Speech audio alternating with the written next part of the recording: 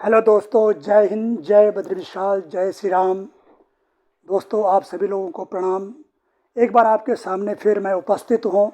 फौजी भाई, मैं सूरबीर सिंह नेगी। दोस्तों, मैं आपके सामने आज एक बहुत ज़रूरी और ज़ोरदार एक कहानी बोलने जा रहा हूँ, एक बात बोलने जा रहा हूँ। तो मुझे आप सभी लोगों से विनम्र निवेदन है कि आप लोग मेरे बातों से सहमत होंगे और मेरे इस भाषण को अधिक से अधिक सब्सक्राइब करें और लाइक करें। मुझे विशेष आप लोगों से अनुरोध है कि मुझे आप शक्ति दें और एक मोटिवेशनल ताकत दें मुझे, ताकि मैं एक अच्छा मोटिवेशन भाषण आपके सामने दूं। और मैं ज़्यादा ना कहते हुए तो मैं आपके सामने शुरू करने जा रहा हूं।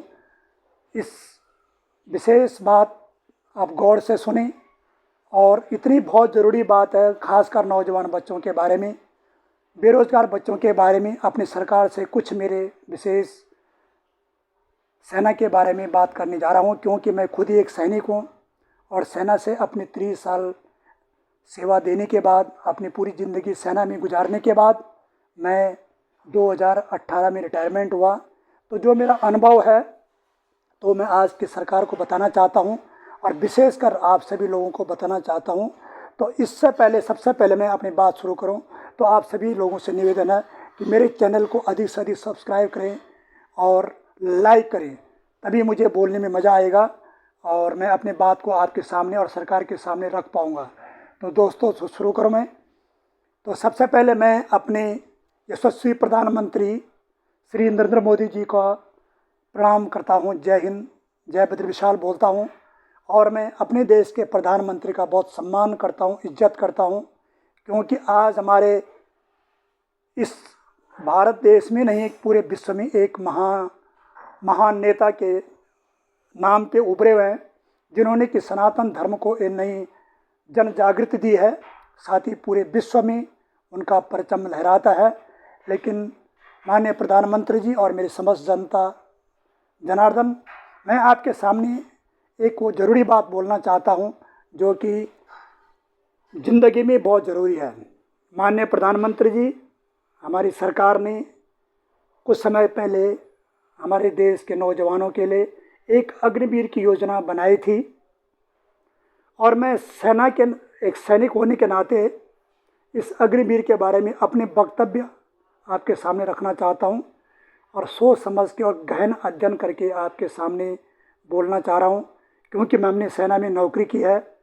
हम सेना में एक सिपाही से भर्ती हुए थे और सेना का आखिरी एक सूबेदार रैंक से रिटायरमेंट है।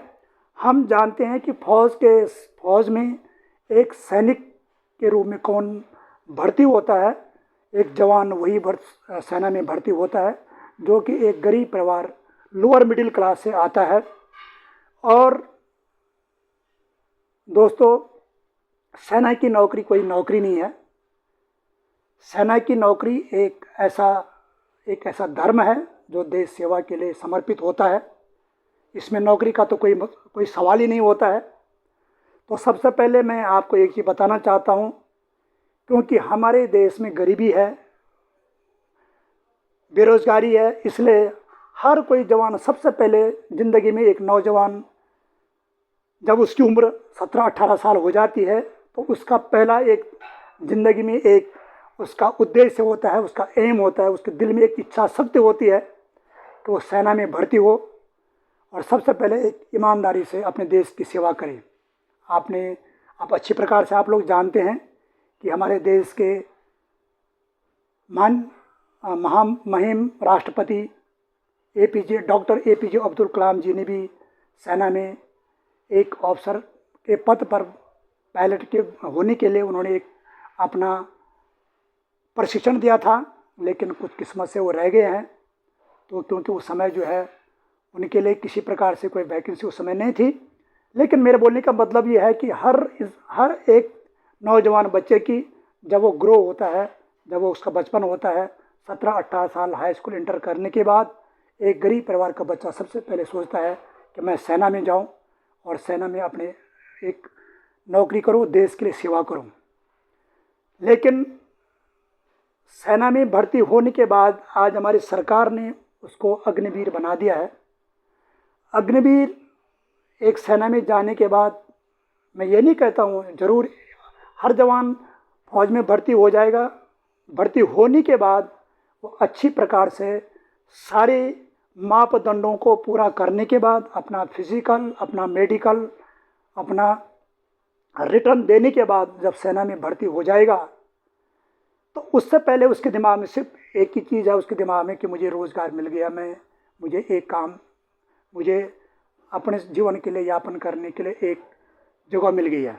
लेकिन जैसे ही वो ट्रेनिंग पूरी कर देगा, अपने बटालियन में जाएगा, अपने रेजिमेंट में जाएगा, उसके दिमाग में एक ही परसेप्शन बन जाएगा, एक ही इंटेंशन बन जाएगा कि मैं तो एक सेना में भर्ती तो मैं हो चुका हूँ, लेकिन मेरे आगे अग्निवीर लगता है और मुझे किसी न किसी प्रकार से 3-4 साल में फौज से घर मुझे सरकार भेज देगी।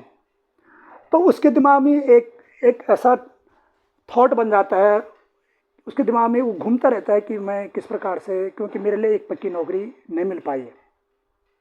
क्योंकि ये स्वाभाविक है, इंसान एक सेना में जब भर्ती होता है तो उसका मेन उद्देश्य है दुश्मनों से संघर्ष करना, उनसे लड़ना और देश की सच्ची सेवा करना। तो वो अपने मानसिक और शारीरिक रूप से उसके दिमाग में एक इंटेंशन बैठ जाएगा कि मैं किस प्रकार से मैं पूरी सर्विस नहीं कर पाऊँगा। तो ये हमारी सरकार का, माननीय प्रधानमंत्री जी, ये मेरे सोचने से या मेरे ही नहीं, तकरीबन जो इस देश का सच्चा एक देशभक्त होगा, सच्चा सिपाही होगा या इस देश को प्यार करेगा, तो वो इस योजना को कभी भी अच्छा नहीं बोल सकता है। लेकिन कुछ लोग हैं जो कि इस योजना को अच्छा बोलते हैं, तो उनके विचारों के लिए मैं कुछ नहीं बोल सकता हूँ। लेकिन होता क्या है साहब, जब एक नौजवान बच्चा फौज में भर्ती होकर अपने ट्रेनिंग करने के बाद जब अपने रेजिमेंट में जाएगा, तो उसको सबसे पहले प्लाटून के अंदर, इस सेक्शन के अंदर जब काम करना पड़ेगा, तो उसके दिमाग में वो यही बोलेगा कि अपने प्लाटून में प्लाटून हवलदार को, प्लाटून कमांडर, सेक्शन कमांडर को बोलेगा। उसको काम करने के तरीके में इतना ट्रांसपेरेंटली, साफ सुथरा काम, या उसके अंदर एक टाइप का, एक गट्स टाइप का, एक अग्रेसिव टाइप का माइंड नहीं होगा। क्योंकि उसको दिमाग में यही रहता है कि मुझे तो शायद 4 साल में मुझे सरकार घर भेज देगी।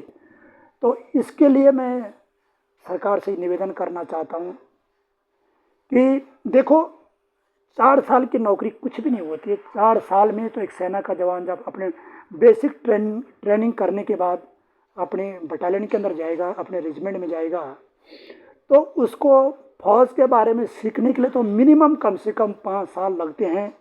एक सेक्शन कमांडर की क्या ऑर्गेनाइजेशन होती है, बटालियन के अंदर कई किस्म के सपोर्टिंग वेपन होते हैं, ऑटोमेटिक हथियार होते हैं। बेसिक ट्रेनिंग जब वो करता है तो उसमें ज़्यादातर कुछ नहीं सिखाया जाता। एक सिंपल सा एक उसका पर्सनल हथियार होता है, जो जिसको राइफल कहते हैं।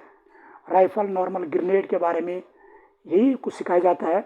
लेकिन जब वो बटालियन में एंट्री करता है, अपने रेजिमेंट में पहुंच जाता है, उसके बाद उसको कई चीज़ों के शिक्षा से गुजरना पड़ता है, कई चीज़ों की ट्रेनिंग दोबारा करनी पड़ती है। बटालियन के आज के समय में कई किस्म के सपोर्टिंग वेपन हैं जिनका बहुत डिटेल में उसको ट्रेनिंग दी जाती है। तो जब तक 4 साल उसको पूरा होते हैं तो सीखते सीखते वो पूरा न सीखते वो घर पहुंच जाएगा। और आपको पता है, घर आने से आज के टाइम पे इतने जवान घर सेना से 15 साल करने के बाद घर में आ रहे हैं, तो सभी को सरकार नौकरी नहीं दे पाएगी। सभी के अंदर वो स्किल, वो टैलेंट तो नहीं हो सकता है कि हर किस्म के टेस्ट को पास कर सके। तो जब एक बार उसको नौकरी फौज में मिल चुकी है, हम लोगों ने जब फौज के अंदर नौकरी की, हम जब सेना में भर्ती हुए थे, हम तो गरीब घरों से हम लोग आते हैं। हमारे माँ बाप ने जीवन में बहुत गरीबी से हम लोगों को पाला परोसा है।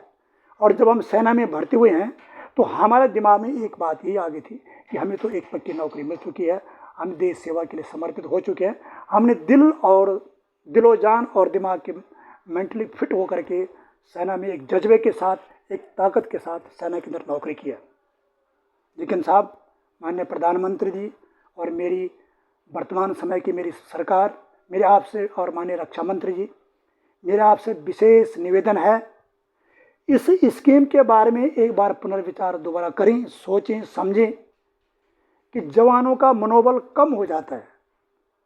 आप सोचते हैं कि ज़्यादा से ज़्यादा लोगों को रोज़गार मिलेगा, ये रोज़गार की स्कीमें तो है ही नहीं। एक जवान जब अपना पूरा 3-4 साल, एक सिविलियन बच्चा 2-3 साल अपने घर में एक मेहनत करता है, फिजिकल दौड़ भाग करने की, एक रिटर्न टेस्ट की तैयारी करता है, और तब वो बड़ी मुश्किल से फौज में भर्ती होता है, और फिर उसको अपने सेना की पूरी, अपने जितने भी उसकी सेना की ट्रेनिंग है वो पूरा करने के बाद उसके दिमाग में एक सोच बैठ जाती है कि मैं अब अग्निवीर बन चुका हूँ। तो वो अग्निवीर नहीं, वही देश का सैनिक है, देश का एक कर्णधार है, उसके कंधे पे देश की पूरी जवाबदारी है, सुरक्षा है। तो माननीय प्रधानमंत्री जी, सेना के अधिकारी तो आपको किसी भी प्रकार से अच्छी सलाह कभी भी नहीं दे सकते हैं, लेकिन यदि अगर आपने किसी से सलाह मशवरा पूछना है, एक जूनियर कमीशन जो जीएसएस रैंक के हम लोग रिटायरमेंट जो पर्सन हैं या जो ऑन सर्विस है, उनका सुझाव आप जरूर उनसे सुझाव पूछिए। हर जवान से, हर बटालियन के अंदर एनसीओज, एक लासनायक, नायक, हवलदार, सूबेदार रैंक के जितने भी वर्ग हैं उनसे आप सुझाव पूछिए, और उनके जो आज अग्निवीर का एक नौजवान बच्चा सेना में भर्ती हो रहा है, उसके काम करने की शैली को समझें। और किसी भी प्रकार से, मैं आपको सच्चे दिल से बोल रहा हूँ, एक सैनिक होने के नाते, वो बच्चा कभी भी सेना के अंदर जो है अच्छी प्रकार से, ईमानदारी से, सच्चे दिल से एक देशभक्ति की तरह नौकरी नहीं कर सकता है। आपको इस प्रकार से आपको मालूम नहीं होगा। हमारी आधा से ज़्यादा बटालियन आजकल ऑपरेशन एरिया में जम्मू एंड कश्मीर में तैनात है। तो वो ऐसा एक सेंसिटिव इलाका है जहाँ पर कि हर टाइम मिलिटेंट का खतरा रहता है, और जब एक अग्निवीर उस ऑपरेशन में लॉन्च होगा, काम करेगा, तो उसके दिल में 24 घंटा एक यही बात रहेगी कि अगर मुझे आगे जाके गोली खानी है तो मैं तो एक पक्का सैनिक तो हूँ ही नहीं। तो वो उसके अंदर काम करने की एक बात बन जाएगी।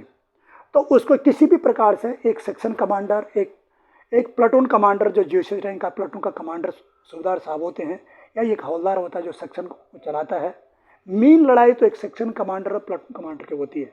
बाकी कंपनी कमांडर, बटालियन कमांडर, वो तो बात की लड़ाई है। लेकिन सबसे पहले मेन रोल जो है एक सेक्शन में एक जवान का, और उसके सेक्शन कमांडर का, नायक हवलदार का, उसके बाद प्लाटून हवलदार, उसके अंदर हवलदार का, और उसके बाद मेन कंट्रोल ऑपरेशन के अंदर होता है एक जीएसएस कमांडर का।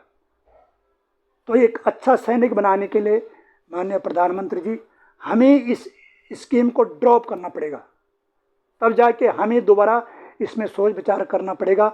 हम सोचते हैं कि हम विदेश, उन देशों के तरह अपनी सेना को बनाएं, अमेरिका, चाइना, जापान, उन देशों में जरूर ये स्कीमें हैं, लेकिन वो देश सर्वसंपन्न देश हैं, उन देशों में इतनी पॉपुलेशन नहीं है।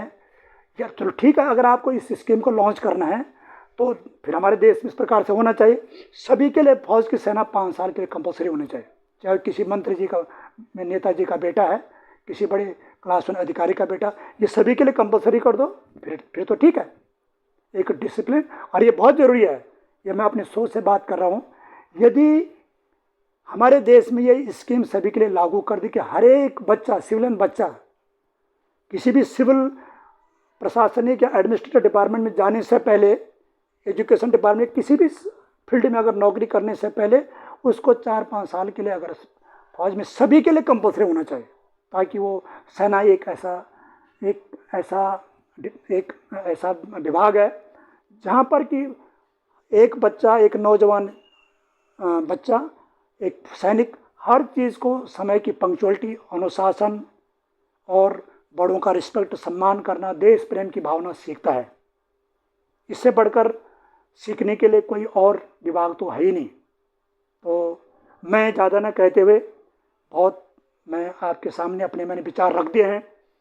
तो मैं अपने सरकार से, या हमारे परम आदरणीय माननीय प्रधानमंत्री मोदी जी से मेरे विशेष निवेदन है कि साहब मेरी इन बातों को सुनें और इन बातों पर विशेष गौर करें। आपको इस बारे में दोबारा सोचने की बहुत ज़रूरत है। यदि सेना के हमारे देश का मनोबल, हमारी सेना का मनोबल को ऊपर रखना है तो इस स्कीम को ड्रॉप करना बहुत ज़रूरी है, क्योंकि एक सेना के अंदर कम से कम मिनिमम सेवा उस जवान की 15 साल से पहले तो उसको रिटायरमेंट होने की कोई ज़रूरत ही नहीं है। क्योंकि 15 साल के, एक 17-18 साल की नौकरी में एक नौजवान बच्चा सेना में चले जाता है, और अगर 15-16 साल वो नौकरी भी करता है तो 34-35 साल से पहले वो रिटायरमेंट आ जाता है। तो वो उसके लिए उसका पेंशन उसके लिए लागू हो जाती है, बेनिफिट सेना को उसको मिल जाता है, परिवार को मिल जाता है। तो उसके बाद वो और नौकरियों में अपना जो है योगदान दे सकता है। लेकिन एक सेना का मनोबल घटाने के लिए सेना के दिमाग में, एक नौजवान बच्चों के दिमाग में ये अग्निवीर का जो एक इंटेंसिव बन गया, सोच बन गई, इसको निकालना बहुत ज़रूरी है साहब। और मैं ज़्यादा ना बोलते हुए सभी देशवासियों को मेरा निवेदन है कि मेरा चैनल है तेग भूमि उत्तराखंड, मैं एक सैनिक हूँ और मैं चाहता हूँ कि आप मुझे शक्ति दें, ताकत दें और मेरे इस चैनल को अधिक से अधिक शेयर करें, लाइक करें, ताकि मेरा चैनल अच्छा ग्रो हो और मैं आपके बीच अच्छा सा काम कर सकूं। मैं आपके साथ हमेशा हर किस्म के वीडियो बनाता हूं। मैं एक आपके लिए भजन, गढ़वाली अपने गाने और आपको हर किस्म का मनोरंजन मैं आपको करता रहूँगा। और साथ ही साथ मैं कुछ नई नई बातें जो सरकार के बीच में जो कुछ बातें हमारे हित में होनी चाहिए, वो बात मैं आपके सामने ज़रूर बताऊंगा और दिल से बताऊंगा, खुले दिल से बताऊंगा।